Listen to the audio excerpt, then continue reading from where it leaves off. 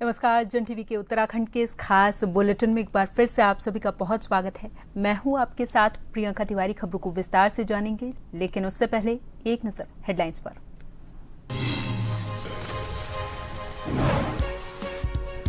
उत्तराखंड को व्यापार सुधार कार्य योजना में 5 श्रेणियों में टॉप अचीवर्स पुरस्कार। देश में सर्वाधिक सम्मान पाने वाला राज्य बना। सीएम बोले, सर्वोच्च पुरस्कार मिलना निवेशकों के विश्वास का प्रमाण। देहरादून में 28वीं अखिल भारतीय वन खेलकूद प्रतियोगिता 2025 का शुभारंभ। मुख्यमंत्री धामी ने की शिरकत। उत्तराखंड को मेजबानी का मिला सौभाग्य। लोहाघाट में बनने वाले बाईपास निर्माण को लेकर बैठक। ग्रामीणों का बाईपास के लिए अपनी जमीन देने से इनकार। निर्माण के 3 प्रस्तावों पर बनी सहमति।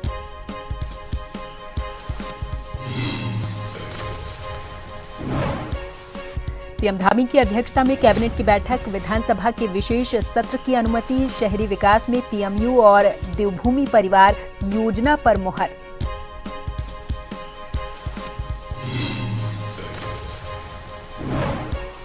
और तिरुपति लड्डू प्रसादम घोटाले में सीबीआई का खुलासा। हरिद्वार की फैक्ट्री से टीटीडी को सप्लाई हुआ करीब 250 करोड़ का नकली घी। नेल्लोर की विशेष अदालत में विस्तृत जांच रिपोर्ट पेश।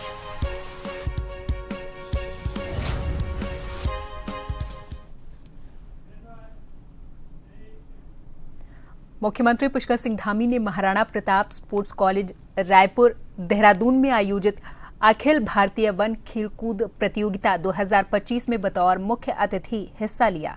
इस अवसर पर सीएम ने मंच से देश के विभिन्न राज्यों से पधारे वन अधिकारियों, खिलाड़ियों और खेल प्रेमियों का स्वागत किया और कहा कि ये हमारे लिए गर्व की बात कि 28वीं अखिल भारतीय वन खेलकूद और सांस्कृतिक प्रतियोगिता की मेजबानी का सौभाग्य उत्तराखंड को प्राप्त हुआ है।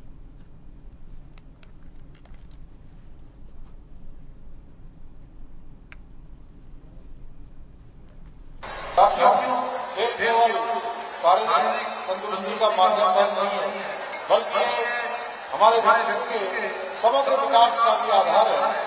खेल अनुशासन के काम में टीम वर्क की भावना को मजबूत करते हैं और कठिन स्थितियों में भी संघर्ष करने की प्रेरणा देते हैं।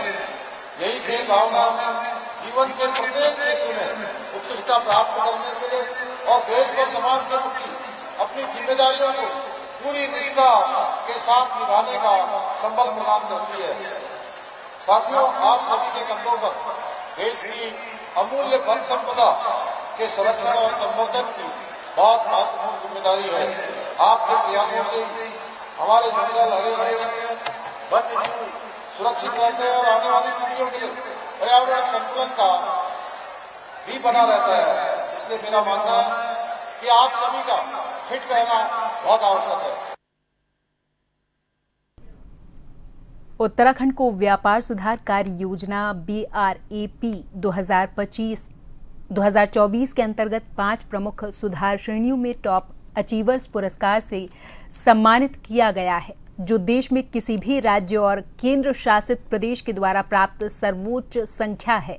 मंगलवार को नई दिल्ली में आयोजित उद्योग समागम 2025 में व्यापार सुधार कार्य योजना 2024 BRAP 2024 के अंतर्गत उत्तराखंड के उत्कृष्ट प्रदर्शन को मान्यता देते हुए इस पुरस्कार की घोषणा हुई है। केंद्रीय वाणिज्य और उद्योग मंत्री पीयूष गोयल की ओर से उत्तराखंड सरकार के उद्योग सचिव विनय शंकर पांडे और महानिदेशक और आयुक्त उद्योग डॉक्टर सौरभ गहरवार को ये प्रतिष्ठित पुरस्कार दिया गया है।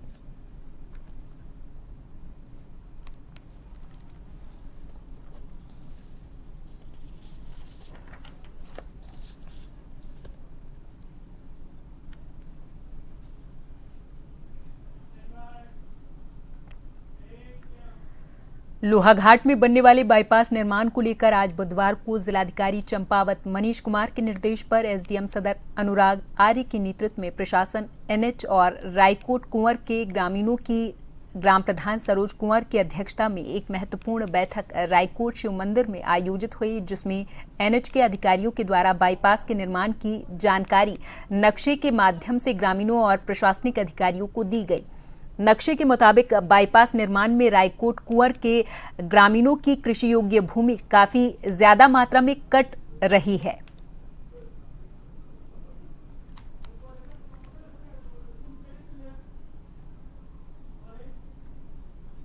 के द्वारा इसमें 2 बाईपासों के ऑप्शन सुझाए गए थे। ग्रामीणों का ये कहना है कि साहब ये जो ऑप्शंस बनाए गए इससे हमारी ज़मीनों का बहुत नुकसान हो रहा है, तो ग्रामीणों ने एक नए ऑप्शन 3 विचार रखे हैं। उन तीनों विचारों पर समस्त ग्रामीणों ने सहमति भी व्यक्त की है। तो वो जो 3 ऑप्शंस रखे गए हैं उस पर एनएच को निर्देशित किया गया है कि भाई आप उस पर प्लान बना के प्रस्तुत करें, और अगर वो फिजिबल है, टेक्निकली फिजिबल होता है तो फिर उस पर कार्य किया जाएगा। तो गाँव वालों ने अभी वर्तमान बनाया गया प्लान था उस पर अपनी सहमति व्यक्त की है, लेकिन उसके अलावा 3 जो ऑप्शन रखे गए हैं उस पर उन्होंने अपनी सहमति व्यक्त की। उस पर हम आप कार्य करेंगे और अगर वो टेक्निकली फिजिबल माने जाएंगे तो फिर शीघ्र ही सड़क का निर्माण कार्य प्रारंभ होगा। सर, जैसे कि हम पहले से कहते हुए आ रहे हैं, विकास होना चाहिए, लेकिन ऐसा था कि उस जो बाईपास प्रस्तावित था उसमें हमारे गांव के लगभग अधिकांश किसानों के खेत आ जा रहे थे, जिस वजह से वो भूमिहीन होने के कगार पे पहुंच गए थे। लेकिन आज जो डीएम साहब के निर्देशन में और एसडीएम साहब हमारे यहाँ आए थे, तो उनने जो सॉल्यूशन निकाला है उससे समस्त ग्रामीण संतुष्ट हैं। उन्होंने जो 3 ऑप्शन दिए हैं और आश्वासन दिया है कि ग्रामीणों की भूमि को नुकसान नहीं पहुँचेगा, और जो 3 ऑप्शन दिए हैं, एक शंखपाल होते हुए मरोड़ा खान तक एक फ्लाईओवर का ऑप्शन दिया है, उससे ग्रामीण पूर्णतया संतुष्ट हैं।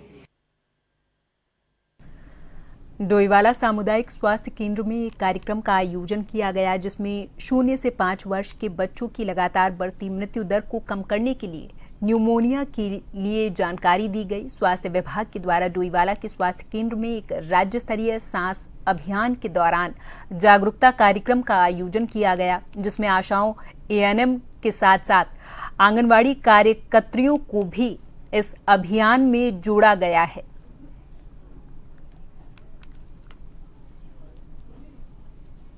तो 0 से 5 वर्ष के बच्चे हैं, उनकी जो मृत्यु दर है वो निमोनिया को लेकर सबसे ज्यादा है। 16.4% बच्चों की जो मृत्यु होती है वो केवल और केवल निमोनिया के कारण होती है, जिसको हम लोग प्रिवेंट कर सकते हैं अगर हम अवेयर रहेंगे, जागरूक रहेंगे। इसलिए जितने भी हमारे फ्रंट लाइन वर्कर हैं, आशा, एएनएम, आंगनबाड़ी हैं, जितनी हमारी सीएचओज हैं और जितने हमारे पीएचसी, सीएचसी हैं, जहाँ सब में अवेयरनेस होना बहुत जरूरी है, ताकि वो ये अवेयरनेस को हम सभी पूरे अपने समुदाय में पर्कुलेट कर सके। तो इसी अवेयरनेस को देखते हुए कार्यक्रम चलाया गया है और ये मैं मानूंगी एक बहुत महत्वपूर्ण प्रोग्राम है।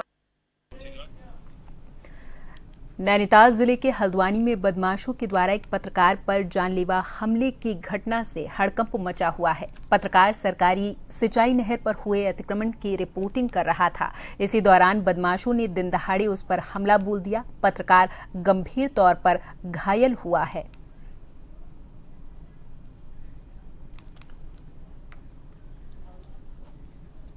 पेशे से एक पत्रकार हैं, उनके द्वारा एक तहरीर दी गई जिसमें ये लिखा गया है कि उनके द्वारा उनके साथ 2 लोगों ने मारपीट की और जान से मारने की नीयत से उन पर हमला किया और उसमें उन्होंने हथियारों का भी प्रयोग किया। साथ में उनके जो साथी पत्रकार हैं उस पर भी उन्होंने हमला किया। क्योंकि प्रकरण काफ़ी गंभीर था और हमारा जो चौथा स्तंभ है पत्रकारों पर हमले से संबंधित था, तो इसमें वरिष्ठ पुलिस अधीक्षक महोदय तत्काल इसमें संज्ञान लिया गया और इसमें तहरीर प्राप्त होने पर हमने तत्काल सुसंगत धाराओं में इसमें अभियोग पंजीकृत किया और टीमों का गठन करके इसमें जो 2 आरोपी हैं वो उनको हमने अभी डिटेन किया है और इसमें अग्रिम विधिक कार्रवाई जो है की जा रही है। मुख्यमंत्री पुष्कर सिंह धामी की अध्यक्षता में बुधवार को हुई मंत्रिमंडल की बैठक में कई महत्वपूर्ण निर्णय लिए गए। इस बैठक के बाद मुख्य सचिव शैलेश बगोली ने मीडिया को कैबिनेट के निर्णयों की जानकारी दी। बैठक में विधानसभा के विशेष सत्र के सत्रावसान की अनुमति देने के साथ ही शहरी विकास में पीएमयू का गठन, देवभूमि परिवार योजना लागू और उपनल के माध्यम से विदेशों में रोजगार के प्रस्तावों पर मुहर लगी है।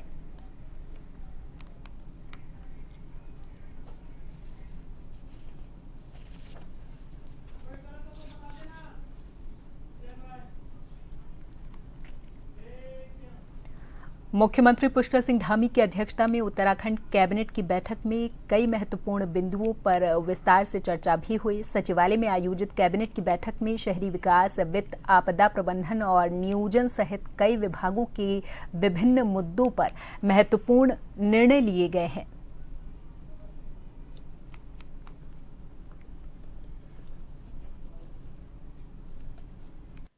आज हमारे 12 बिंदु थे इसमें, जिसमें पहला बिंदु ये शहरी विकास विभाग का था, जिसमें 15वें वित्त आयोग में एक व्यवस्था थी कि स्थानीय निकायों में लोक स्वास्थ्य से संबंधित विभिन्न नीतियों को लागू करने के संबंध में इसमें एक शहरी विकास विभाग का प्रस्ताव था कि एक इसमें पीएमयू का गठन किया जाए।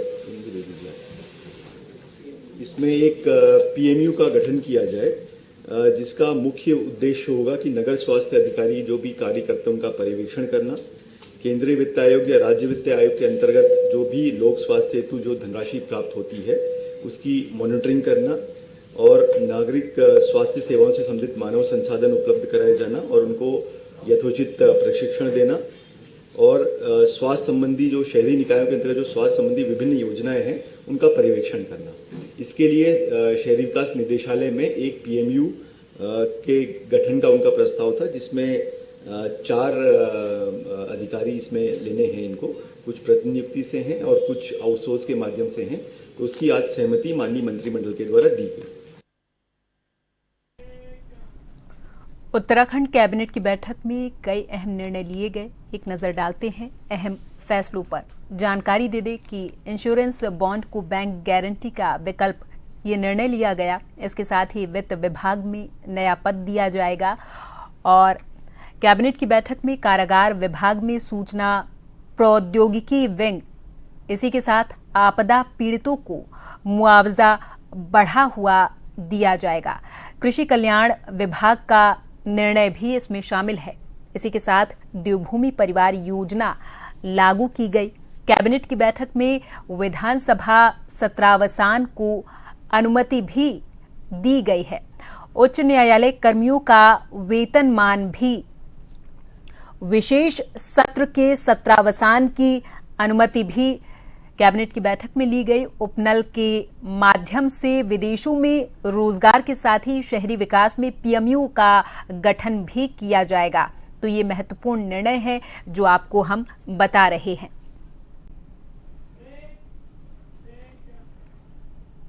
और यहां पर वक्त है एक छोटे से ब्रेक का। फौरन हाजिर होंगे कुछ और खबरों के साथ।